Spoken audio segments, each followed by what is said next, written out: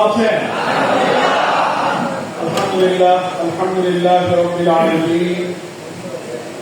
সালাতু ওয়াসসালামু আলা সাইয়্যিদিল মুরসালিন ওয়া আলা আলিহি ওয়া সাহবিহি আজমাইন। বাংলাদেশ জামাত ইসলামী নড়াইল জেলা শাখার উদ্যোগে আয়োজিত আজকের এই গোপন সম্মেলনের প্রিয় সভাপতি, সংগ্রামী জেলা আমির, কেন্দ্রীয় মন্ত্রিসভার সদস্য, সাবেক ছাত্রনেতা ভাই আতাউর রহমান বাচ্চু, আপনারা দেখতে পাচ্ছেন আমাদের আজকের এই মঞ্চে কেন্দ্রীয় নির্বাহী পরিষদের সদস্য,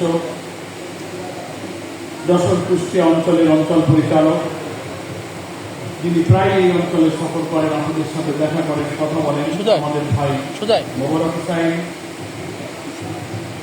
মঞ্চে উপস্থিত আছেন এই অঞ্চলে আপনাদেরই কৃতি সন্তান, খুলনা মহানগরী জামাতের সংগ্রামে আমি কেন্দ্রীয় পরিষদ সদস্য অধ্যাপক মাহফুজুর রহমান। মঞ্চে নড়াইল জেলার অন্যান্য সংগ্রামী নেতৃবৃন্দ আছেন, মাগুরা জেলার আমির অধ্যাপক বাকের ভাই আছেন। আজকের এই সম্মেলনে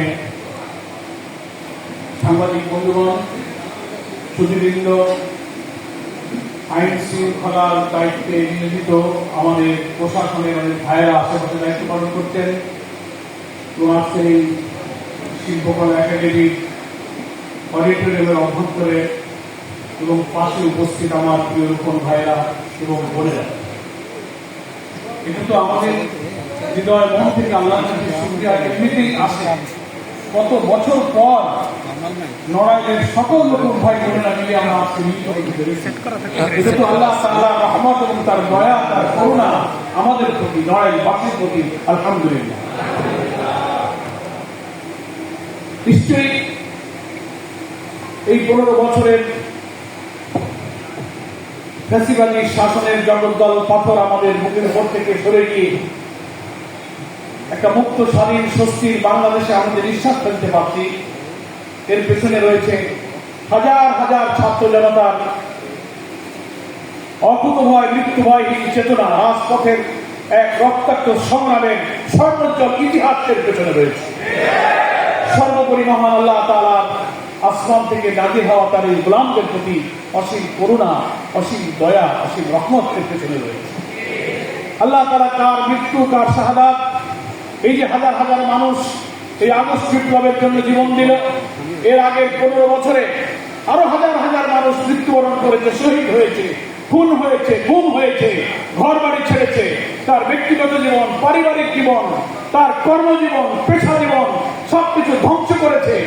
লুটপাট, হানাহানি, অর্থ পাচার, নির্লজ্জ দলীয়করণ, রাষ্ট্রযন্ত্রের, প্রশাসনের অভ্যন্তরের গুরুত্বপূর্ণ কি পয়েন্টগুলো ফ্যাসিবাদী আওয়ামী সরকার সবকিছু দলীয়করণ করে দুর্নীতির মধ্য দিয়ে এই দেশের অর্থনীতি, শিক্ষা, কৃষি, শিল্প, সংস্কৃতি সবকিছু ধ্বংসের প্রান্ত সীমায় নিয়ে গিয়েছিল।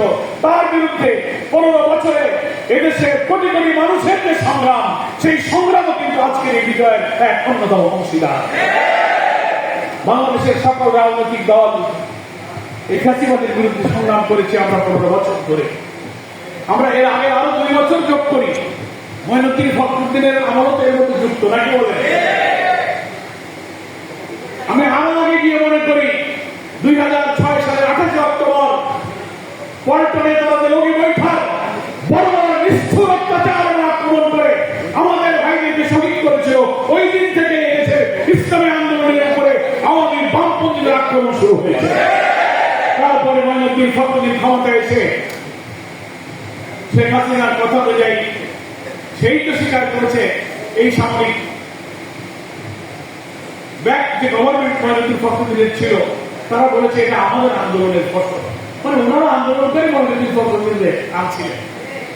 তারা এসেও আবার সমাজের দুর্নীতিকে পাহারা দিল, আওয়ামী ফ্যাসিবাদকে পাহারা দিল এবং আমাদের জামাত ইসলাম এবং ইসলামী আন্দোলনের বিরুদ্ধে ষড়যন্ত্র, কুচ্ছরটনা করা, এমনকি ইতিহাসের সাক্ষী যুদ্ধ অপরাধের বিচারের নামে নিরপরাধ বেসামরিক ইসলামী আন্দোলন নেতাদেরকে হত্যা করার চক্রান্তটা ওই মহিনুদ্দিন ফখরুদ্দিনের আমলেই কিন্তু এই যুদ্ধাপরাধ আইন তৈরি করার প্রশ্নটা তারাই উত্থাপন করেছে। আওয়ামী লীগ সেটা রুখে নিয়েছে। এরপর থেকে 2008-9 আমাদের আমির জামাত সাইদি মাওলানা নিজামী আলী আসাদ মুজাহিদকে 2010 সালের 29 নভেম্বর 29 জুন গ্রেফতার করা হলো এবং তারপর থেকে সারা দেশে জামাত ইসলামী ছাত্র শিবির উপরে তারা হায়নার মতো ঝাঁপিয়ে পড়লো। আইন তৈরি হলো, সাজানো বানানো মিথ্যা মামলা, সাজানো বাদী, সাজানো সাক্ষী, সাজানো বিচারক, সাজানো ট্রাইব্যুনাল। আন্তর্জাতিক বিচারে যারা বলেছে এ বিচার স্বচ্ছ নয়, এ বিচার আন্তর্জাতিক মানের নয়, তবু আমাদের 5 জন শীর্ষ নেতাকে ফাঁকিতে ঝুলিয়ে হত্যা করা হয়।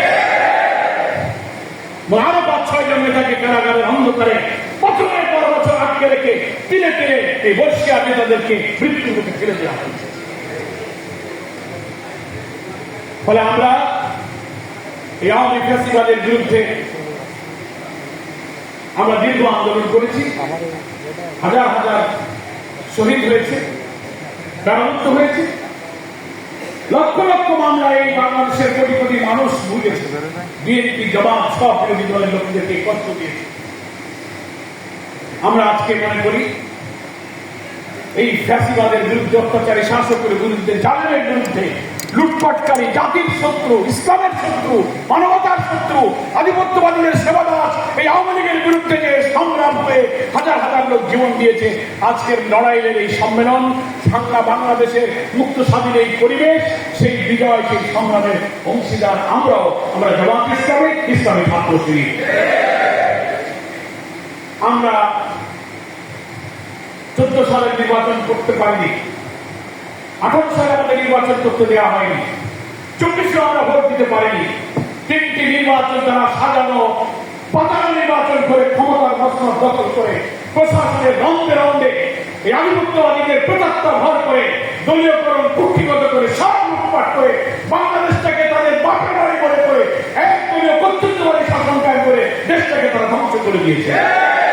সেই ধ্বংসযজ্ঞের বিরুদ্ধে কোটি জনতার যে উত্তাল আন্দোলন হলো জুলাই আগস্টে, বাংলাদেশের মায়েরা, শিশুরা, শিক্ষক, শিক্ষিকা, অভিভাবক, ছাত্র ছাত্রী, কোলের শিশু, বাচ্চারা আওয়ামী দুঃশাসনের এই তাণ্ডব, খুন, রাজপথে রক্ত দেখে এক ঘরে থাকতে পারে নাই। তারা জুলাই আগস্টের এই আন্দোলনের রাজপথে নেমে এসে হাসিনার বুলেটের সামনে বুক পেতে দিয়ে একদিকে বাংলাদেশ আর একদিকে স্বৈরাচারী শেখ হাসিনা, বাংলাদেশের বিজয় হয়েছে, হাসিনার পতন হয়েছে। জনতা উদ্যোগের সামনে তারা দাঁড়িয়ে থাকতে না পেরে হাসিনা রেহানা হেলিকপ্টারে করে যে জায়গার মাল সেখানেই ফেরত চলে গেছে। জাতীয় পার্টির সভাপতি জিএফ কাদের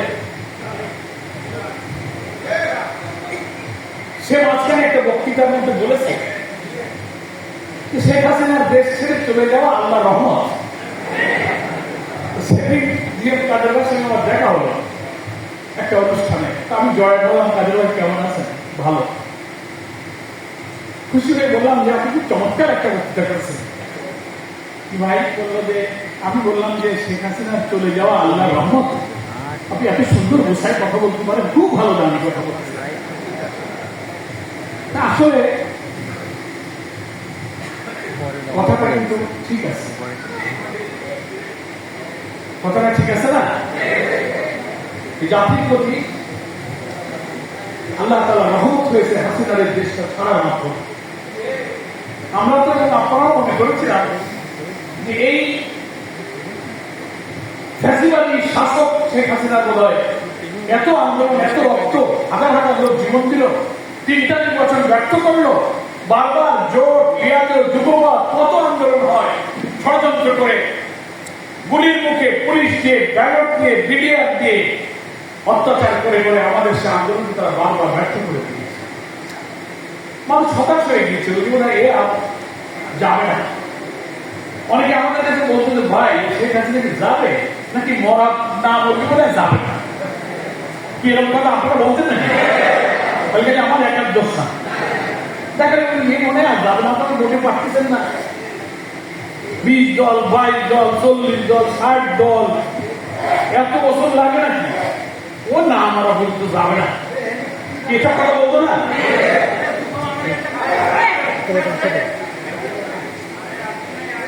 কি আপনাদের সাংবাদিকরা থাকুক ভাই, ওনারা তো দেশের নাগরিক, এই মিটিং এর খবর টবর তো ওরা দেয়, ওনাদের উপরে দয়া করেন। কিন্তু আপনারা থাকেন ওনারা কাজ করতে পারে না। সবর সবর সবর সবর সবর এই সবর। আমরা বলছিলাম দেশের মানুষের এরকম হতাশার জায়গায় চলে গিয়েছিল, কিন্তু মহান আল্লাহ তাআলা এই হাজার হাজার মানুষের ত্যাগ, কুরবানি, আত্মদান, আল্লাহর গোলাম, কোরআনের পাখি, দ্বীনের মুজাহিদ, নিরপরাধ কোন আল্লাহর গোলামের শাহাদাতের রক্ত আল্লাহ কবুল করেছেন আমরা জানি না। মানুষের যে কোনো কুরবানির বিনিময়ে আল্লাহর রহমত আমাদের আসমান থেকে 5 আগস্ট নাযিল হয়েছে। আমি তখন জেনেছিলাম কারাগার থেকে শুনছি সারা বাংলাদেশে আগুন চলছে, বিক্ষুব্ধ বাংলার মানুষ রাজপথে নেমে গেছে, আওয়ামী লীগ পালিয়ে যাচ্ছে, আজকে কিছু একটা ঘটবে বলে সেনাপ্রধান ভাষণ দেবে। কারাগারের মধ্যে টেলিভিশনের সামনে বসতাম, জামাতের নেতৃবৃন্দ ছিলেন, বিএনপির নেতৃবৃন্দ ছিলেন, আমাদের ডাক্তার তাহের ভাই ছিলেন। সেনাপ্রধান ভাষণ দেবেন যখন, তখন বুঝলাম যে কিছু একটা ঘটবে আছে। জেলের মধ্যে তো সব খবর পাওয়া যায় না, 2টায় ভাষণ দেবেন, 2:30, 2:30, 3টা ভাষণ দেয় না, বসে আছি টেনশন। এর মধ্যে টেলিভিশনে লেখা দেখতে লাগলাম, আপনারা তো বাইরে দেখছেন কি হয়েছে। শেখ হাসিনা, শেখ রেহানা গণভবন থেকে হেলিকপ্টারে পালিয়ে ভারত চলে গেছে। ওই দিন পৃথিবীর ওটাই ছিল সবচেয়ে শ্রেষ্ঠ সংবাদ। আমরা আনন্দে আত্মহারা, খুশিতে, শুকরিয়ায় চোখে পানি, অশ্রুসিক্ত বন্দিরা আমরা একে অপরকে জড়িয়ে ধরলাম, শুকরানা নামাজে সেজদায় করে আল্লাহর কাছে চোখের পানি। এরপরে অনেক ঘটনা আপনারা জানেন, সময় কম। আমি উপর ভাই বন্ধের উদ্দেশ্যে দুটো কথা আলাদা করে বলতে চাই। রাজনৈতিক এই পরিস্থিতিটা বিশ্লেষণ করে আমরা এটা বলতে চাই, আমরা জনতার রক্তের মধ্য দিয়ে যে বিজয় অংশগ্রহণ করেছি, হাজার হাজার শহীদদের প্রতি আমরা গভীর শ্রদ্ধা জানাই। আল্লাহ তাআলা তাদেরকে শাহাদাতের মর্যাদা দান করুক।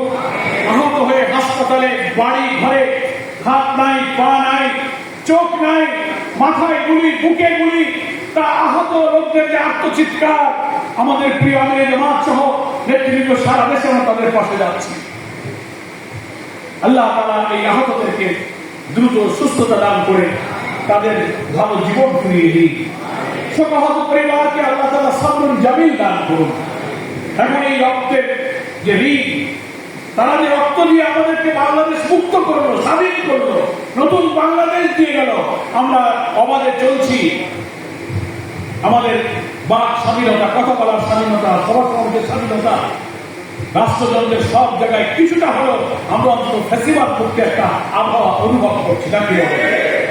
এটার পেছনে তাদের এই রক্ত, এই শাহাদাত বিরাট অবদান। ইতিহাসে তাদের এই ঐতিহাসিক অবদান সম্মান করে লেখা থাকবে, এটা কি বলে? গোটা জাতি, গোটা দুনিয়া তাদেরকে স্মরণ করবে। কিন্তু এরা এই রক্ত দিয়ে আমাদেরকে ঋণী করে গেল, এই রক্তের ঋণ শোধ করতে হবে না? সেই রক্তের ঋণ কি? তারা যে বাংলাদেশ করতে চেয়েছিল, যে জন্য বিশ্ববিদ্যালয়ের গরিব ছাত্র বুলেটের সামনে মুখ পেতে দিয়েছিল, স্কুলের শিশু, মহিলা, নারী, ছাত্রীরা, তারা কোনো রাজনীতি করতো না, নিঃস্বার্থভাবে দেশপ্রেমের জন্য এই জাতির ভবিষ্যৎ কি হবে, আমরা একটি সুন্দর নতুন প্রজন্ম, নতুন বাংলাদেশ, নতুন জীবন নিরাপদ দেশ করতে চাই, শুধু দেশ এবং জাতির কল্যাণের জন্য তারা জীবনটা দিয়েছে। আর অন্যায়, অত্যাচার, জালিম শাসকের বিরুদ্ধে তাদের বিবেক জাগ্রত হয়েছে, তাই তারা রাজপথে গুলির সামনে মুখ পেতে দিয়েছে। রাসূল সাল্লাল্লাহু আলাইহি ওয়াসাল্লাম হাদিসের মধ্যে বলেছেন, অন্যায় অসত্যের বিরুদ্ধে নিজের অধিকার রক্ষার জন্য যারা জীবন দেয় তাদেরকে আল্লাহ শাহাদাতের মর্যাদা দান করে। ইমানের সাথে এরা জীবন দিয়েছে। আমরা তাই শহীদ পরিবারদেরকে বলেছি, এখনো বলি, যারা শহীদ হয়েছে, আহত হয়েছে, আপনাদের কোনো দুঃখ নেই। দুনিয়ার তো ইতিহাসে কোটি কোটি মানুষের কাছে স্মরণীয় হয়ে থাকবেন। আর জান্নাতে শাহাদাতের মর্যাদায় আপনি বেহেশতের মধ্যে উচ্চ মর্যাদা, সবুজ পাখি হয়ে ইজ্জতের সাথে আপনি জান্নাতের মধ্যে মর্যাদা পাবেন। কিন্তু তারা এই মুক্ত বাংলাদেশ দেখে যেতে পারে। 5ই আগস্ট আপনারা ঈদের আনন্দের মতো সারা দেশে যেমন মুক্তির আনন্দ করেছেন, ওই শহীদদের বাপ মা স্বামী সন্তানেরা ঘরের কিনারায় বসে চোখের পানি হয়ে কান্নাকাটি করেছে, শোকের মাতম করেছে। আমরা আনন্দ করেছি, ওরা শোক করে।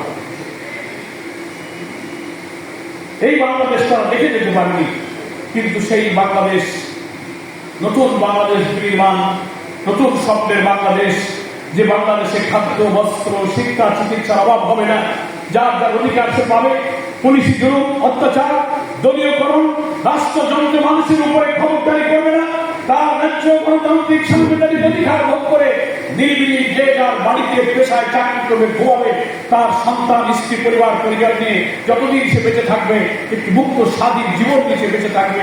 এই শান্তি, এই সোনার বাংলাদেশ তারা দেখে যেতে পারেনি।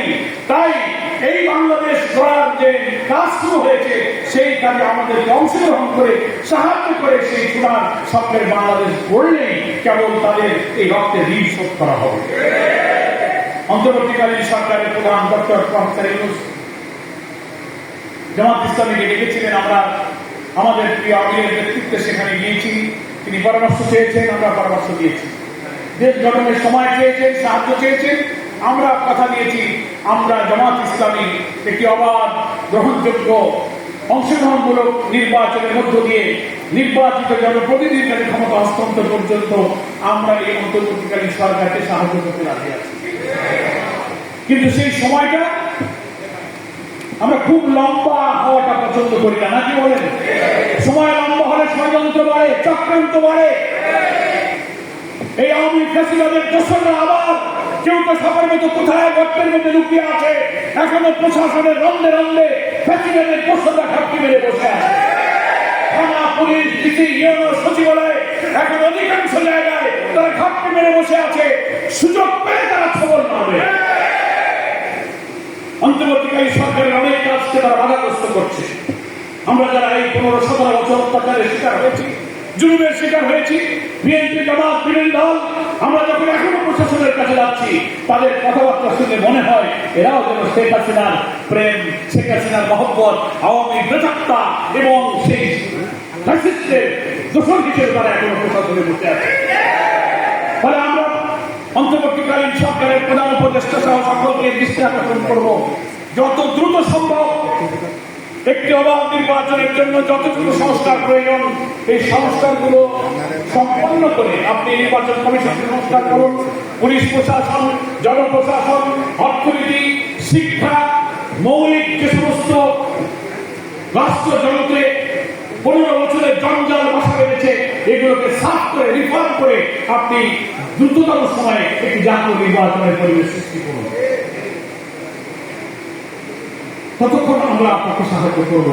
আর প্রশাসনে ঘাপটি মেরে থাকা এই আওয়ামী ফ্যাসিবাদের দোষরদেরকে আপনি সমাপ্ত করেন, তাদেরকে বিদায় করেন, প্রশাসনকে পরিচ্ছন্ন প্রশাসন করেন। এখনো যদি DC, SP, UNO, SI, police সচিবালয়ে গিয়ে কথা বললে যদি তাদের কথা থেকে আওয়ামী লীগের গন্ধ পাওয়া যায়, আমরা তাদেরকে বরদাস্ত করব না। আমরা 15 বছরে তোমাদের জুলুম সহ্য করেছি, এখনো সরকারের জনগণের টাকায় বেতন খেয়ে জনগণের চেয়ার বসে তুমি এখনো সেই মজলুম মানুষের উপরে অত্যাচারের খরচ চাপিয়ে দেবে। তোমাদেরকে এই দেশের জনগণ আর বরদাস্ত করবে না। ফলে নতুন করে বিদ্রোহ, নতুন করে ক্ষোভ বিক্ষোভ, নতুন করে কোন অশান্ত পরিস্থিতি সৃষ্টি হওয়ার আগে এই সরকারের দায়িত্ব এখনো ঘাপটি মেরে থাকা এই আওয়ামী ফ্যাসিবাদের দোষরদেরকে প্রশাসনকে মুক্ত করে একটি পরিচ্ছন্ন মুক্ত প্রশাসনে পরিণত করা। আমার প্রিয় ভাইরা, তাই আমি বলছিলাম এই শহীদদের ঋণ শোধ করার জন্য আমাদেরকে দায়িত্ব পালন করতে হবে। আমরা প্রতিশ্রুতিবদ্ধ সরকারের কাছে। একটি চক্র দেশ এবং বিদেশ থেকে এখনো চক্রান্ত করছে এই সরকারকে শান্তিপূর্ণভাবে দেশ যেন চালাতে না পারে, আবার যেন ওই আওয়ামী ফ্যাসিবাদের কালো যুগ এই বাংলাদেশে ফিরে আসে, সেই চক্রান্ত এখনো পদক্ষেপ শোনা যায়। সামাজিক গণমাধ্যমে নানান খবর, নানান ভিডিও প্রচার হয়। সেখানে কণ্ঠে শোনা গেল আমি সীমান্তের পাশেই আছি, যে কোনো সময় ঢুকতে পারি। কি শুনেছেন নাকি আপনারা? ভাবটা কি? মন্ত্রী মিনিস্টার সরকারকে যারা দুর্নীতি করে পাহারা দিয়েছে সকলকে এখনো গ্রেফতার করা হয়নি। তারা কোথায় লুকিয়ে আছে? বড় বড় নেতা মন্ত্রীরা কোথায় গেল? বাংলাদেশের মানুষ তো ভোট চলেছে। এই ওয়াইদুল কাদের বক্তৃতায় বলেছিল, আমরা যদি ক্ষমতা ত্যাগ করে ক্ষমতাচ্যুত হই তারপর তিনি এই দেশে লক্ষ লক্ষ লোক মারা যাবে বলেছিল না? লক্ষ লোক মারা গেছে, 100 লোক মারা গেছে, 50 জন লোক মারা গেছে, 10 জন লোক মারা গেছে, যায়নি। 72 তারা আছে। আমি বলবো এই সরকারের দায়িত্ব যারা 15 বছর এই ফ্যাসিবাদকে পাহারা দিয়েছে, হাজার হাজার লোককে যারা হত্যা করলো, মানবতা বিরোধী গণহত্যার অপরাধে তাদের দ্রুত বিচার করা উচিত। গুলি করেছে, লাশ ফেলেছে, সেই লাশকে আগুন দিয়ে জ্বালিয়ে দিয়েছে। এই বর্বর অসভ্য ফ্যাসিবাদের প্রেতাত্মা যারা গণহত্যা করে, মৃত লাশকে যারা পুড়িয়ে দেয়, এই দেশে তাদের রাজনীতি করার কোন নৈতিক অধিকার থাকতে পারে। আমার প্রিয় ভাইরা, তাই শহীদের রক্তে নিঃশব্দ করার জন্য আমাদেরকে নতুন সরকার এবং এই জাতির সামনে যত চ্যালেঞ্জ আসছে, প্রতি বিপ্লব করতে চায়, জুডিশিয়াল কু করতে চায়, আনসার কাণ্ড ঘটাতে চায়, সংখ্যালঘু বলে অমুসলিম সনাতন ধর্মাবলম্বী ভাইদেরকে আওয়ামী লীগ উস্কে দিয়ে এদেশে সংখ্যালঘু নিরাপদে নেই, সাম্প্রদায়িক দাঙ্গা বাজিয়ে দুনিয়াকে দেখাতে চায় এই সরকার অচল, এই সরকার বদলাও, আওয়ামী লীগ ছাড়া সংখ্যালঘুদের শান্তি হবে না, এই মিথ্যাচার করে নতুন নতুন চ্যালেঞ্জ তারা তৈরি করতে চায়। আমরা এই সব চ্যালেঞ্জ আলহামদুলিল্লাহ মোকাবেলা করেছি। নাকি বলেন? তরুণ ছাত্র সমাজ এই সব প্রতি বিপ্লব, সচিবালয়ের মিডিয়া কু, জুডিশিয়াল কু, আনসার কাণ্ড, এই তরুণ ছাত্র সমাজ তারা আবার ঝুঁকি নিয়ে আন্দোলনকে রাজপথে নেমে এই জুডিশিয়াল কুর চেষ্টাকে ব্যর্থ করে দিয়ে এই দেশকে তারা রক্ষা করেছে। দেশপ্রেমিক সেনাবাহিনী প্রতি বিপ্লবে সকল চক্রান্ত ব্যর্থ করে দিয়ে এই দেশের জনগণের পাশে তারা এখনো দায়িত্ব পালন করে যাচ্ছে। আমরা সেনাবাহিনীকে ধন্যবাদ জানাই। ছাত্র আন্দোলনের নেতৃত্ব দানকারী, বৈষম্য বিরোধী আন্দোলনে যারা নেতৃত্ব দিয়েছেন, রক্ত দিয়েছেন, জামাত ইসলামীর পক্ষ থেকে তাদেরকে আমরা মোবারকবাদ জানাই। এবং আমরা কথা দিচ্ছি, এই নতুন বাংলাদেশ বিনির্মাণে জনগণকে সাথে নিয়ে জাতীয় ঐক্য গড়ে তুলে এই সব চ্যালেঞ্জ মোকাবেলা করে আমরা এই স্বপ্নের বাংলাদেশ গড়ার জন্য ইনশাআল্লাহ আমরা চেষ্টা করব। তবে আজকের এই সম্মেলন, রূপন সম্মেলন, আমার ভাই বোনেরা আছেন, এই যে বিপ্লব 5 তারিখে হলো, আমরা বলি নতুন বাংলাদেশ, দ্বিতীয় স্বাধীনতা, আমরা একটা বিপ্লব করেছি, এটা ঠিক। কিন্তু এই বিপ্লব, এই মুক্তি, এই নতুন বাংলাদেশ নামে আমরা যে বাংলাদেশ গড়তে যাচ্ছি, এটাই কিন্তু আপনাদের সেই সুখী সমৃদ্ধ সোনার বাংলাদেশ গড়ার আসল বিপ্লব, আসল সফলতা কিন্তু এটার মধ্য দিয়ে হয়নি। আরেকটি বিপ্লব, আরেকটি সংগ্রাম, আরেকটি লড়াই আমাদের সামনে অর্জন করতে হবে। সেই বিপ্লব হলো আমরা এই বাংলাদেশে একটি ইসলামিক কল্যাণ রাষ্ট্র গঠন করতে চাই। শত শহীদেরা যারা বছরের পর বছর রক্ত দিয়েছে, আসমান থেকে নাজিল হওয়া কিতাব কোরআন এবং আল্লাহর নবীর আদর্শের ভিত্তিতে মানুষের মুক্তিকামী, মানুষের চিৎকার, ক্ষুধার্ত, অন্নহীন, বস্ত্রহীন, নিরন্ন মানুষের আহাজারি দূর করার জন্য একটি স্বপ্নের দেশ আমরা বলে এখানে খেলাফত আলা মিনহাজিহি নবুওয়াতের আদলে এখানে আমরা একটি ইসলামিক কল্যাণ রাষ্ট্র গঠন করতে চাই। এবং পৃথিবীর সমাজতন্ত্র, তথাকথিত সমস্ত ধর্মনিরপেক্ষতাবাদী মানব রচিত সব তন্ত্রমন্ত্র ব্যর্থ হয়ে গেছে।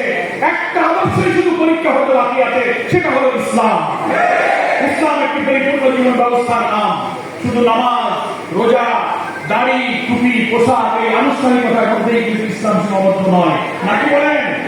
আমাদের প্রিয় নবী সাল্লাল্লাহু আলাইহি ওয়াসাল্লাম আল্লাহ তাআলার কাছ থেকে যে হেদায়েত পেয়েছিলেন, যে দ্বীন পেয়েছিলেন, সেই দ্বীনকে দিয়ে আল্লাহ তাকেই দায়িত্ব দিয়েছিলেন যে মানুষের সবাই ইনসাফ সুবিচার কায়েমের জন্য দ্বীনকে তুমি বিজয়ী করো। নাকি বলেন? এই দিন বিজয়ী হলে যে রাষ্ট্র হবে, সেখানে মানুষের ভাত, কাপড়, শিক্ষা, চিকিৎসা, বাসস্থান, জান মাল, ইজ্জতের নিরাপত্তা হবে।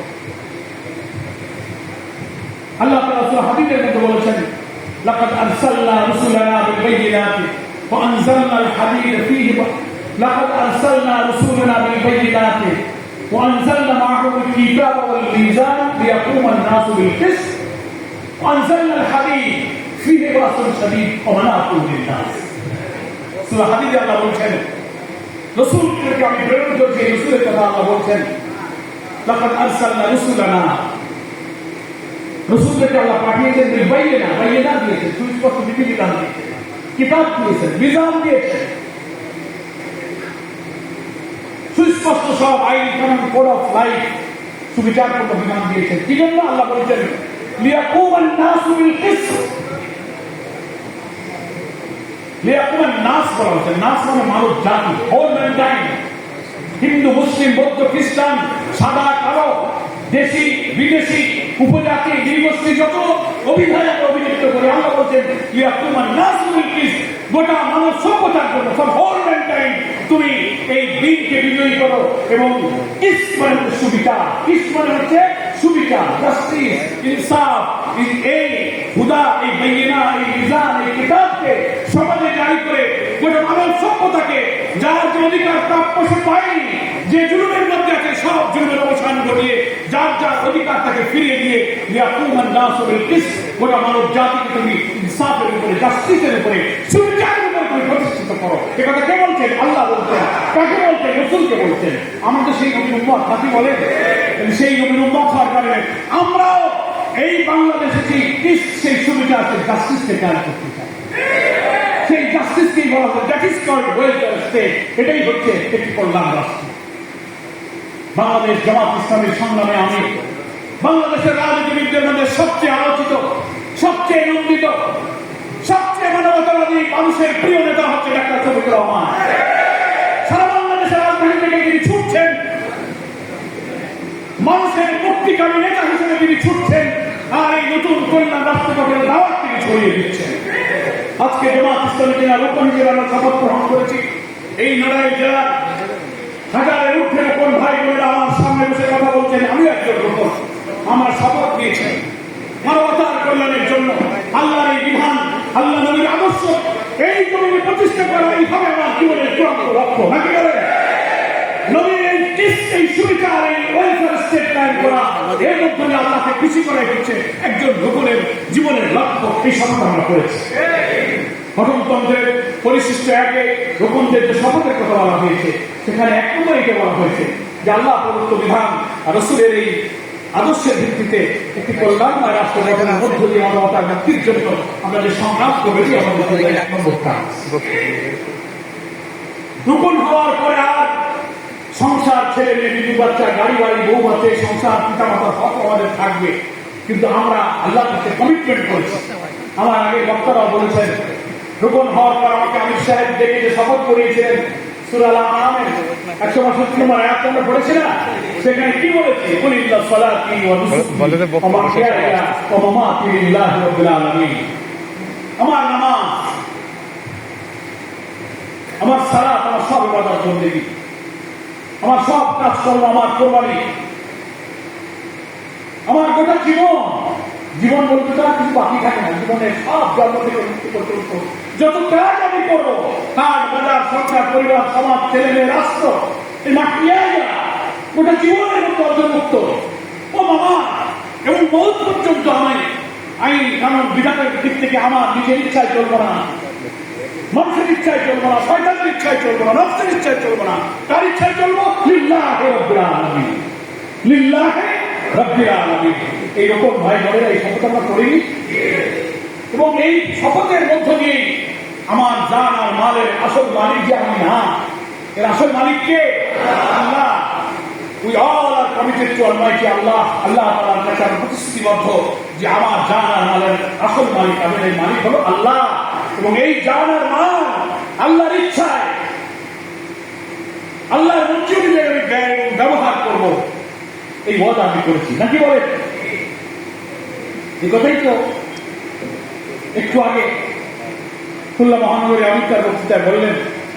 সূরা তাওবার মধ্যে আয়াত নাযিলে এই কথাই ব্যাখ্যা আল্লাহ দিয়েছেন, ইন্নাল্লাহা আশতারা মিনাল মুমিনিনা আনফুসাহুম ওয়া আমওয়ালাহুম বিআন্না লাহুমুল জান্নাহ। নিশ্চয়ই মুমিনের জান আর মাল আল্লাহ বেহেশতে দেবেন, এই বিনিময় ক্ষতি করে দিয়েছেন। আলহামদুলিল্লাহ। তাহলে সেই মুমিন কারা? আমরা যারা বাসায় ভাই বোনেরা, হাজারের ঊর্ধ্বে ভাই বোনদের জান আর মাল কে কিনে নিয়েছেন? তো আল্লাহ যদি বলেন ইন্নাল্লাহ ইশতারা, নিশ্চয়ই আমি কিনে দিয়েছি। ইন্না মানে কি? নিশ্চয়ই। ইশতারা খরিদ করেছি। মিনাল মুমিনিনা, মুমিনদের কাছে। আমওয়ালাহুম ওয়া আনফুসাহুম, তার মাল সম্পদ আর তার জীবন। বিআন্না লাহুমুল জান্নাহ, জান্নাত দেবেন এই বিনিময়ে। তো দুইটা জিনিস, আনফুস আর আমওয়াল। আনফুস মানে আমার শরীর, শক্তি, সামর্থ্য, শরীরের সমস্ত চোখ, কান, হাত, মুখ, আমার কাজ করার ক্ষমতা, বলার ক্ষমতা, চিন্তার ক্ষমতা, আমার মেধা, জ্ঞান, বিজ্ঞান, প্রযুক্তি, সভ্যতার জন্য একটা মানুষ যত কিছু করতে পারে, সমস্ত স্টামিনা, এনার্জি যা কিছু দিয়েছেন, এটার নাম হচ্ছে আনফুস। এটা হচ্ছে জীবনী শক্তি। তা কি বলেন? আর আমওয়াল আপনার টাকা পয়সা, বাড়ি ঘর, সম্পদ যা কিছু আছে, চাকরি বাকরি, এটা হচ্ছে আমওয়াল। এই দুইটাই যদি আল্লাহ নিয়ে যায়, তা আমার থাকবো কিছু? থাকবো না। এখন আপনি দেখেন যে ভাই আমার চোখ, কান, হাত, মুখ তো আমি দেখতে পাচ্ছি, আমার ব্যাংকের টাকা তো ব্যাংকে আছে, বাড়িতে বাড়ি সব তো আমার কাছে আছে। আল্লাহ মালিক হলো কি করে? আল্লাহর মালিক হওয়ার তাৎপর্য হলো আল্লাহর মাল আল্লাহ এটা কিনে নিয়ে আবার আমার কাছে জমা রেখেছেন, আমার কাছে আমানত। তা কি বলে? এটা আল্লাহর আমানত, এর আসল মালিক আল্লাহ। এবং এই আমানত রেখেছেন, প্রোভাইডেড, শর্ত দিয়েছেন। এর মালিক তুমি না, আমি মালিক। আমি তোমাকে কিছু কন্ডিশন, কিছু শর্ত দিয়ে দিলাম, এই নির্দিষ্ট সীমার মধ্যে এটাকে তুমি যদি ব্যবহার করতে পারো। অর্থাৎ আল্লাহর বাতলে দেওয়ার সীমা, তার হুদুদ, তার বিধান, তার শরিয়া। আমার চোখ, কান, হাত, মুখ, সমস্ত অঙ্গ প্রত্যঙ্গ, ব্যবসা বাণিজ্য, টাকা পয়সা আল্লাহর ইচ্ছা অনুযায়ী চালাতে পারার অর্থই হলো তার এই আমানতকে তার মর্জি অনুযায়ী আমি চালালাম। এর অর্থ হলো জান আর মালকে আমি বিক্রি করে দিলাম। কথা বুঝে আসছে? এখানে আমার ইচ্ছায় চলবে না। আমি মাঝে মাঝে উদাহরণ দিয়ে বলে থাকি, এই দুটো চোখ আমার জীবনের অংশ, এটাও আনফুস। এই চোখ দুটোর মালিক কে? আল্লাহ। চোখ দুটোর মালিক কে? আল্লাহ। এই চোখ আল্লাহকে বিক্রি করার অর্থ কি? আল্লাহকে এই কথা দিয়েছি, হায় আল্লাহ এই চোখের মালিক তুমি। মউত পর্যন্ত 40, 50, 60, 80 বছর যতদিন বাঁচি, এই চোখের মালিক যেহেতু তুমি, তুমি যেভাবে এই চোখ ব্যবহার করতে নিষেধ করেছো, যে দৃশ্য দেখতে চোখের মালিক তুমি অপছন্দ করো, মউত পর্যন্ত এই চোখ দিয়ে আমি সেই দৃশ্য দেখবো না, এইভাবে চলতে পারার অর্থ হলো এই চোখকে আল্লাহর কাছে বিক্রি করে দাও। আমার এই জবান আল্লাহ তুমি দিয়েছো, এটা আমার জবান নয়, তোমার জবান আমার কাছে জমা রেখেছো। আমি তোমাকে কথা দিচ্ছি, এই জবান দিয়ে আমার কোনো কথা আমি বলবো না যা এই জবানের মালিক তুমি অপছন্দ করো। এমন ভাবে মউত পর্যন্ত জবানটাকে চালাতে পারার অর্থ হলো এই জবানকে আল্লাহর কাছে বিক্রি করে দাও। আমার এই হাত, আমার এই পা দিয়ে এমন কোনো কাজ করবো না, আমার এই চিন্তা, বুদ্ধি, মেধা দিয়ে এমন কিছু করবো না যা এই মেধা, এই হাত, এই পায়ের মালিক তুমি অপছন্দ করো। তার অর্থই হলো এই মেধা, এই হাত, পা, এই দেহকে আল্লাহর কাছে বিক্রি করে দাও। আমার সম্পদ, বাড়িঘর, ব্যাংক ব্যালেন্স, টাকা এমন কোন পথে ব্যয় ব্যবহার হবে না যা এর মালিক তুমি নিষেধ করেছো। তার অর্থ এই সম্পদকে আল্লাহর কাছে বিক্রি করে দাও। ও আমার ওপর ভাই বলে না জানাইলেন, আমরা আল্লাহর কাছে বিক্রি করে দেওয়া যে অঙ্গীকার করিনি, তাহলে আমাদের চেক করতে হবে যে আমার এই ওয়াদা, এই শপথ, আল্লাহ বলেছেন শপথ আমাকে সাক্ষী রেখে করার পর সূরা নাহলের 91 নম্বরে আয়াতে আল্লাহ বলেছেন, খবরদার আল্লাহকে সাক্ষী রেখে তুমি যে ওয়াদা করেছো সেই ওয়াদা ভঙ্গ করো না, কারণ তুমি আল্লাহকে সাক্ষী রেখে করেছো, যদি ভঙ্গ করো কঠিন শাস্তির সম্মুখীন। তা আমরা শপথের সময় গঠনতন্ত্রের ধারা পরিশেষে এখন প্রথমে কি বলি? আমি নাম বলি, পিতার নাম, স্বামীর নাম, আল্লাহকে সাক্ষী রাখিয়া ওয়াদা করিতেছি যে, কথা বলছিলাম, এ কথা না বললে কি ওখানে আমার গেছে? তো আমার আল্লাহ শোনেননি? মুমিনের গুণ সে ওয়াদা রক্ষা করবে। সূরা মুমিনের 10টা গুণের মধ্যে এখানে একটা বলা হয়েছে, ওয়াকিহি র, ওয়াদা রক্ষা। তাহলে আমার এই যে জানমাল আল্লাহ নিয়ে গেলেন, কিনে নিয়ে গেলেন, খরিদ করলেন, একজন রুকুনিয়ত বায়াতের উপরে টিকে থাকা, এটাই হচ্ছে পরীক্ষা যে আল্লাহ তাআলা জানমালটা আমার কাছে আসে, আমি কি খেয়ানত করছি না তার ইচ্ছা মতো ব্যবহার করতে পারছি। এটাই হচ্ছে রুকুনিয়তের শপথের কঠিন চ্যালেঞ্জ। শয়তান, নফস, সমাজ, তাগুত, রাষ্ট্র আমাকে পেছন থেকে টানে, দুনিয়া আমাকে টানে, কি হারাম খাও, বেপরদা চলো, মসজিদে যাওয়ার দরকার নেই, ঘরে নামাজ পড়ো, একটু সুদ ঘুষ অন্য কিছু করে দুনিয়া আরাম করো। ইসলাম কায়েম করতে গিয়ে দুনিয়ার সুখ সম্ভব করা যায় না। তুমি সেকুলার হও, দুনিয়াবি মানব রচিত মতবাদের রাজনীতি করো, দুনিয়ার সমাজ আমাকে সেদিকে টানে। আর আমার যদি তখন এই শপথের কথা মনে পড়ে না, আমি তো আল্লাহর গোলাম। এই জান মাল ইচ্ছা চিন্তার মালিক তো আমি না, এটা আল্লাহ। আমি আল্লাহর ইচ্ছার বাইরে এটা খেয়াল করতে পারি না, ফলে আমি আল্লাহর হুকুম মানবো। আমার যত কষ্ট না খেয়ে থাকি, কম খাই, এক বেলা খাই, মানুষ আমাকে কষ্ট দিই, গালাগালি করুক, আমি মরে যাই, শহীদ হয়ে যাই, দুনিয়া সব বেজার হলেও আমি আমার আল্লাহকে বেজার করতে পারি না। এই প্রতিজ্ঞা আমরা করেছি। সবকিছুর উপরে আমাকে ইসলাম দিতে হবে তাকে, আল্লাহ, আল্লাহ রসুল, আপনার দিন কায়েমের জিহাদ। আপনারা সূরা তাওবার 24 নম্বর আয়াত পড়েছেন সবাই? সবাই পড়েছেন তো? মুখস্থ অনেকে থাকতে পারে। সেখানে আল্লাহ 8টি প্রিয় বস্তুর কথা উল্লেখ করেছেন। মানুষ যে 8টি বস্তুকে প্রিয় মনে করে, মানুষের মধ্যে 5 শ্রেণী, সম্পদের মধ্যে 3। মানুষের মধ্যে 5টি আল্লাহ এখানে বলছেন, কুল ইন কানা আবাউকুম ওয়া আবনাউকুম ওয়া ইখওয়ানুকুম ওয়া আজওয়াজুকুম ওয়া আশীরাতুকুম। আবাউকুম মানে পিতা মাতা, আবনাউকুম সন্তান সন্ততি, ইখওয়ানুকুম ভাই বোন, আজওয়াজুকুম স্বামী স্ত্রী, ও আশীরাতুকুম নিকট আত্মীয় স্বজন। বলেন মানুষের মধ্যে 5 শ্রেণী আমাদের কাছে প্রিয় না? এদের দুঃখ কষ্ট, জ্বর ব্যাধি অসুখ ভালো মতো হইলে আমাদের মনটা কান্দে, এরাই আমার কাছে আপন। আল্লাহ এই 5 শ্রেণী ধরেছেন। যার সাথে তোমার বেশি মহব্বত, ওই 5টা আল্লাহ আটকেছে। আর সম্পদের 3টা, সেটা কি মনে আছে আপনাদের? 3টা।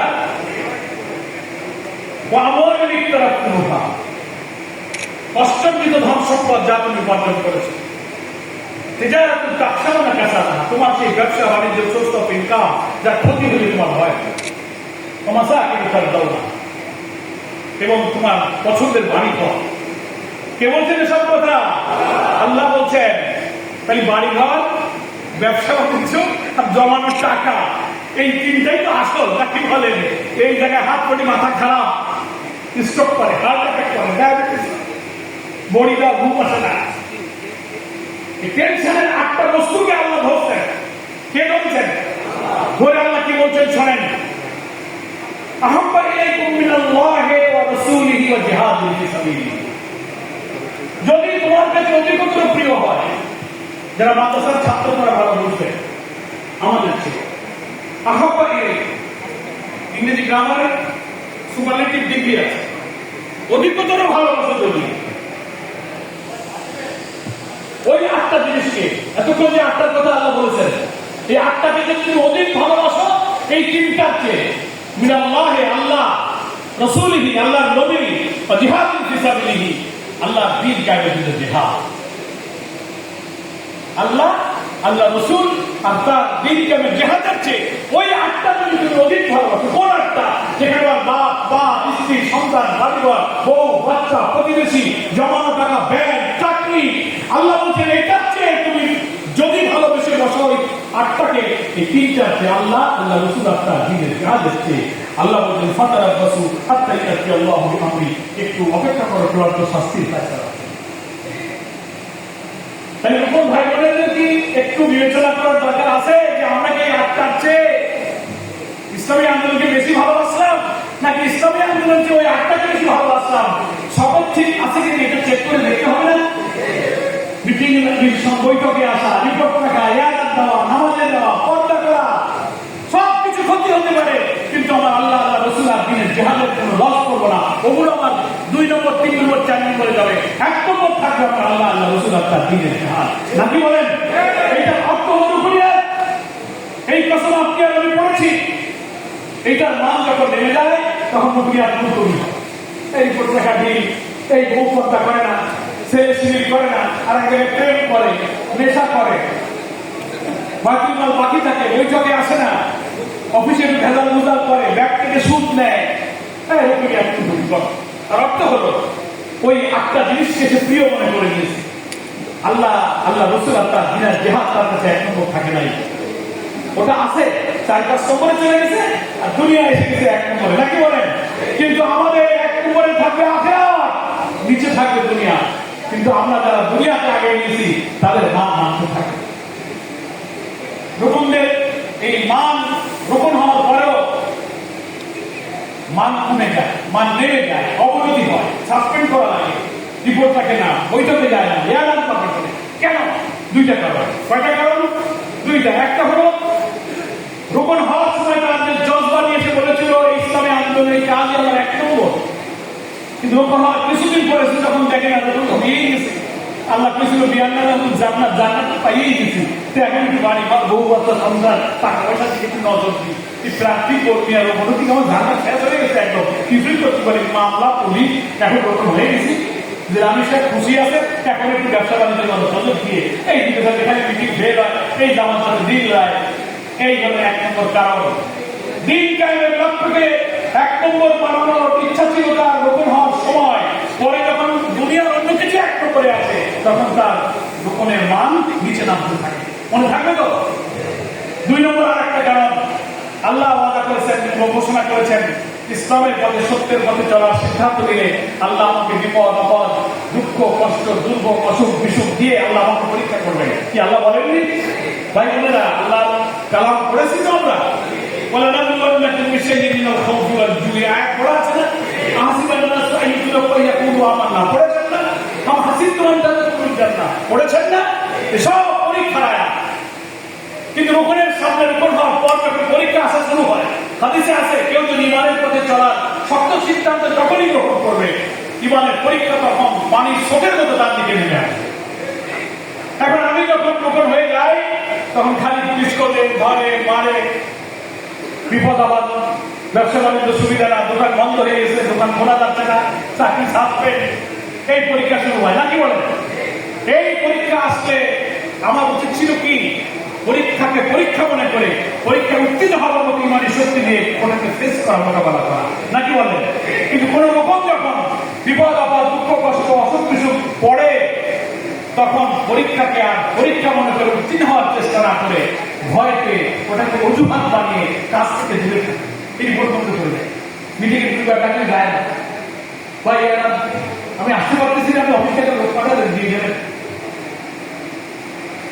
নামাজে ভিড়, পর্দায় ভিড়, ছেলে মেয়ে বউ বাচ্চা বলে আপা চারিদিকে সব বিপদ আপদ, কার্পুটা ধর মারা হচ্ছে, তোমরা তো বাইরে যায় না। এই বিপদ যখন আসে এটাকে সে অজুহাত বানায় নেয়, অবমানটন, হকের পথে থাকতে গিয়ে আয়োজন করতে গেছে, আল্লাহ পরীক্ষা করতেছেন, 3 বেলা ভালো খাওয়া যায় না, 1 বেলা খাই, বাজার ঘাট খায় না, জেনা হয়ে গেছি, ঋণ হয়ে গেছি, জেলা আমি থানা আমি খোঁজ দিচ্ছে, রিপোর্ট রাখো না কেন, ইয়ার দাও না কেন, ও তুমি এখন আপনি বলতে চাইছেন, আমি 3 দিন চাল দিতে পারি না, আমার অভাব বলছেন, আপনি ইয়ার চাচ্ছিস, এই অভিমান করে আমরা এই কথা বলি। দুঃখের সময় থাকেন না, খালি ইয়ার না খালি রিপোর্টের জন্যই আসে। এটা কি হলো? নাকি পরীক্ষাকে পরীক্ষা মনে করা হলো, নাকি পরীক্ষাকে অজুহাত মনে করা হলো? কি হলো বলেন? অজুহাত মনে করা হলো। এই হলো রুকুনের মান কমার দ্বিতীয় কারণ।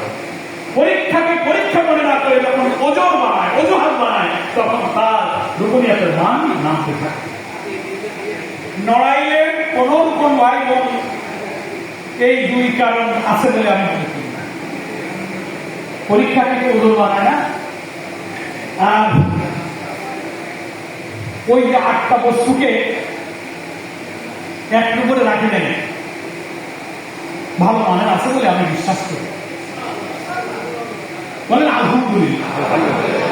তবে আমরা যদি চেক করে নিতে পারি যে এই মাপকাঠি দিয়ে আমরা কেউ আসামি আছি কিনা, নাকি বলেন? তবে আমি কিন্তু একটু চেক করে দেখি মাঝে মাঝে, আমিও তো ওরকম মাঝে মাঝে আসামি চেক করে দেখি, যে আমিও মাঝে মাঝে চেক করে ধরা পড়ি না, আমার মধ্যেও কিন্তু দুর্বলতা আছে, আমিও আসামি। 100 ভাগ এই ওয়াদা, 100 ভাগ এই 8টা প্রিয় বস্তুর যে আল্লাহ রাসূল দিনের যে আজকে ভালোবাসার পরীক্ষায় 100 ভাগ আমিও উত্তীর্ণ হতে পারি। স্ত্রী সন্তান মা-বাপের মায়া, বাড়ি ঘরের মায়া অনেক সময় আমাদেরকে দুর্বল করে ফেলে, কি বলেন ঠিক কিনা? কঠিন পরীক্ষা আছে, অজুহাত দিয়ে ভেতরে অনেক মান অভিমান ক্ষোভ তৈরি হয়। আমরা সবাই ব্যাপারে সাবধান থাকবো, নাকি বলেন? সবাই আমরা সাবধান থাকবো, আমাদের এই 2 রোগ যেন আমাদেরকে ধরতে না পারে, বোনেরা এবং ভাইয়েরা। এই জন্য জামাত ইসলাম কি করেছে? রিপোর্টের মান সংরক্ষণ ও তত্ত্বাবধানের ব্যবস্থা করেছে। সবাইকে ব্যক্তিগত রিপোর্ট রাখতে হবে। 8-10টা ঘর কেটে দেওয়া আছে, নামাজ, কোরআন তেলাওয়াত, জামাতে নামাজ, হাদিস পড়া, সাহিত্য পড়া, যোগাযোগ, দাওয়াতি কাজ, ডান পাশে 8-9 লোকের নাম লেখা আছে, দাওয়াতি কাজে, কর্মী কাজে, কুকুর কাজে, জানাত কবে দিলে তারিখ লেখো, পারিবারিক বৈঠক করছো কিনা, বই কয়েকটা বিলি করছো কিনা, জামাত ইসলামী এই সিস্টেম করে দিয়েছে কিনা বলেন? কেন দিয়েছে? এই শপথ থেকে আমি যেন খেয়ানত না করি, মান কমে না যায়, মান সংরক্ষণ করে প্রত্যেক বছর উপর বৈঠকে হাজির হও, রিপোর্ট পর্যালোচনা করো। দুর্বলতা থাকলে সংশোধন করো, মহাসভা করো, মুলতবি করো, বাতিল করো, আবার তওবা করো, কান্নাকাটি করো, আবার তাকে রিপোর্ট বানাও। এই ত্রুটি করা, ভুল হওয়া, সংশোধন করা, তওবা করা, সুশিক্ষিত হওয়া, আর আল্লাহর কাছে ক্ষমা চেয়ে আবার আল্লাহর কাছে চলতে যাওয়া, মুমিনের এটাই হচ্ছে ভুল। মুমিন এক ভুল বারবার করে না, কিন্তু মুমিন ভুল করলে সে লজ্জিত হয়, অনুতাপ করে আল্লাহর কাছে বলে, আল্লাহ তোমার কাছে তো ওয়াদা করেছিলাম, বারবার আমি ভুল করে ফেলছি, তুমি আমাকে মাফ। মানুষ ভুলে উঠে যেতে পারে না, কারণ শয়তান আর নষ্ট রসদ হবে। এই পরীক্ষায় আমরা আছি। নড়াইলের রিপোর্ট ভাই বোনদের কাছে আমি আশা করতে পারি, আমি নিজেও, যে আমরা ভুল করলে যেন আমরা সাবধান হয়ে যাই, তওবা করি, ইস্তেগফার করি, আর রুকুনিয়াতের মান যেন আমরা ঠিক থাকে। আল্লাহ তাআলা আমাদেরকে যে বাছাই করে ফেলেছেন, কোটি কোটি মানুষের মধ্যে সবাই এই বায়াত নিয়ে রুকুনিয়াতের মানে কি আসতে পেরেছে? সহযোগী সদস্য, কর্মী, অগ্রসর কর্মী, প্রার্থী, নৌকর, ৬-৭ ক্লাস পড়তে কত সিলেবাস, কত পড়া, কত ইন্টারভিউ, কত প্রশ্ন, কত পরীক্ষা, ৭-৮-১০ বছর ধরে একজন রোপণ হয়। অনেকে হইতে পারে দাঁড়িয়ে পেকে যায়, মরে যায়, তবুও রোপণিয়াতে শপথ হয় না। কঠিন কাজ নাকি বলেন? এত চেষ্টা, এত পরিচ্ছন্ন পরিশুদ্ধ জীবন গঠনের জামাত ইসলামের ইন্টারভিউতে রিজার্ভের মধ্যে আপনাকে আমাকে রোপণ বানানো হয়েছে। এটা আল্লাহ তাআলা তার দ্বীনের পথে চলার জন্য আপনাকে আমাকে দয়া করে বাছাই করেছেন। বাছাই করেছেন না?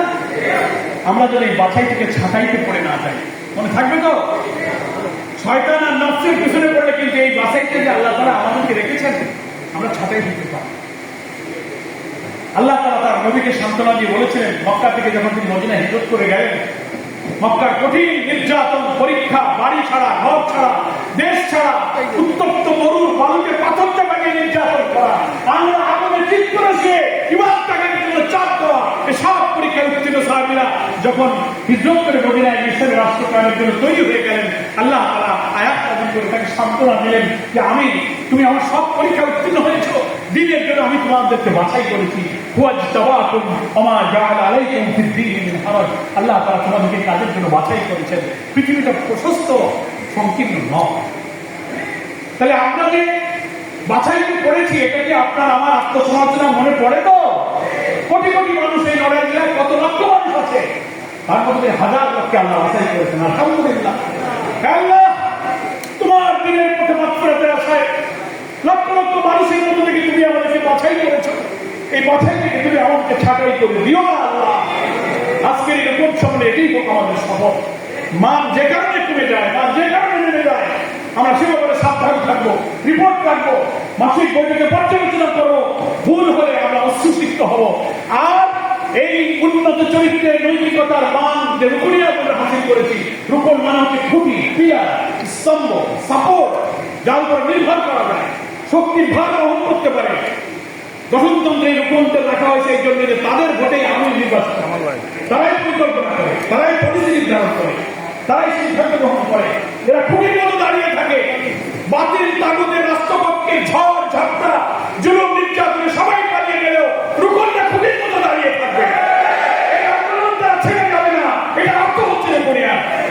কোরআন শরীফের সূরা হুদের ৮০ নম্বর আয়াত, সূরা জারিয়াতের ৩৯ নম্বর আয়াত, এই দুটো আয়াতে রুকন শব্দটা ব্যবহার করা পড়েছেন, সবাই দেখবেন। ফাতাওয়াল্লা বিরুকনিহি, তারা তাদের শক্তির উপরে নির্ভর করবে। আরেক জায়গায় বলতে আও আবি ইলা রুকনি সাদীদ, সে তার শক্তির উপর নির্ভর করে। এই নির্ভর করা জামাত ইসলামী নড়াইলে ১,০০০ নির্ভরযোগ্য শক্তি তৈরি করতে পেরেছে, যাদের উপরে নির্ভর করে জামাত তার পরিকল্পনাকে বিজয়ের পথে নিয়ে যাবে। আমরা এই উন্নত চরিত্রের নৈতিক মানের লোকের সঙ্গে লড়াইলে আরো বাড়াবো। তাই আমি শুরুতে বলছিলাম, আগস্টের বিপ্লবে আমরা যে একটি বিপ্লব করে বিজয় করেছি, আমাদের আরেকটি দ্বিতীয় বিপ্লব করতে হবে। সেই বিপ্লব হচ্ছে ইসলামী বিপ্লব, সেই বিপ্লব হচ্ছে দিন কায়েমের বিপ্লব। সেই বিপ্লবের বারুদের মতো কাজ করবে এই রকম ভাই বোনেরা। এরা হবে সেই বিপ্লবের নিউক্লিয়াস, এরা হবে সেই বিপ্লবের শক্তির কেন্দ্র। এই জন্যই তার নাম দেওয়া হয়েছে রুকন। মনে থাকবে তো? বাংলাদেশের কোন রাজনৈতিক দলের রুকন শব্দটা নাই। কোরআনের এই শব্দটাকে, এই উন্নত মানের নির্ভরযোগ্য শক্তিকে সম্মানিত করা করা হয়েছে কোরআনের ভাষা দিয়ে ব্যবহার করে। আলহামদুলিল্লাহ। আমার বক্তব্য শেষ করতে চাই। সালাতুল জোহর সামনে আছে। নড়াইল ক্রমশ আমার কাছে খুব ঘনিষ্ঠ হয়ে উঠতেছে। রাস্তাঘাট আর সেতু সেতু বানায় দিয়ে যাও একটু দূরে দূরে ছিলাম, দূরে খাওয়ার টাইম নেই। তা আল্লাহ যখন যে কোনো কায়দায় কাছায় দিল, আমি মনে করি রুহানিয়াতের দিক থেকে, দিনের দিক থেকে, মানের দিক থেকে, শক্তির দিক থেকে লড়াই ইনশাআল্লাহ কেন্দ্রের কাছাকাছি থাকবে। রুকন কোন পদ পদবীর নাম নয়, সব দল একটা পোস্ট পদবী আছে। জামাত ইসলামের রকম কোন পোস্ট নয়, পদবী নয়। এটা একটা স্ট্যান্ডার্ড, এটা একটা মান, এটা একটা নৈতিকতা, এটা একটা আখলাকের নাম, চরিত্রের নাম, একটা উন্নত মানের নাম হচ্ছে রুকনিয়াত। মনে থাকবে তো? আসুন আজকে এরকম সম্মেলনে লড়াইয়ের সহস্রাধিক ভাই বোনদের কাছে আমি আপনাদের কাছে এই আপিল জানিয়ে গেলাম, অনুপস্থিত রকমদের কাছে আমার সালাম এবং দোয়া পৌঁছে দেবেন। আপনাদের সকলের পরিবার পরিজন, স্বামী পিতা সন্তান যারা বাড়িতে আছে তাদের জন্য আমাদের সালাম এবং দোয়ার দরখাস্ত রইল। আমাদের এখানে অসুস্থ সাবেক জেলা এসেছিলেন, তার জন্য একটা দোয়া করবেন। যারা দুনিয়া থেকে আমাদের মুরব্বীরা চলে গেছেন, যারা এই লড়াইয়ের মাটিতে আন্দোলন তৈরি করেছিলেন ধীরে ধীরে, আল্লাহ তাআলা আজকে এই অগ্রসর এই উন্নত মানের এই রকম সম্মেলন করার যে পরিবেশ, যে শক্তির পিছনে তাদের অবদান ছিল, আল্লাহ তাদেরকে জাযায়ে দান করুক, তাদেরকে আল্লাহ মাগফিরাত দান করুক। এবং আমরা যে বিপ্লব অর্জন করেছি, এই বিপ্লব হচ্ছে আমাদের আরেকটি বিপ্লবের পথ খুলে দিয়েছে। আমরা বাংলাদেশে আল্লাহ তাআলা দ্বীনের বিজয়কে নিশ্চিত করার মধ্য দিয়ে আমরা এই সব শহীদের রক্তের ঋণ আমরা শোধ করতে চাই। আল্লাহ তাআলা আমাদের সকল গুনাহ খাতা ভুল ত্রুটি মাফ করুন। আমাদের সকলকে যতদিন হায়াত থাকবে শয়তান আমার নফসের ওয়াসওয়াসা আল্লাহ তাআলা হেদায়েতের প্রত্যেক আমাদের উচ্চিত না হয়ে যায়। আল্লাহ তুমি আমাদেরকে ক্ষমা করো, আমার ভাই বোন এবং সন্তান পরিবারকে ক্ষমা করো। কোনের জন্য, আন্দোলনের জন্য লড়াই জয় আল্লাহ পাক তুমি কবুল করো। আল্লাহর কাছে এই তৌফিক কামনা করে আমি আমার বক্তব্য শেষ করছি। হাযা মা ইলমি ওয়াল ইলমু ইনদাল্লাহ আলাইহি তাওয়াক্কালতু ওয়া ইলাইহি উনীব। আসসালামু আলাইকুম ওয়া রাহমাতুল্লাহি ওয়া বারাকাতুহু।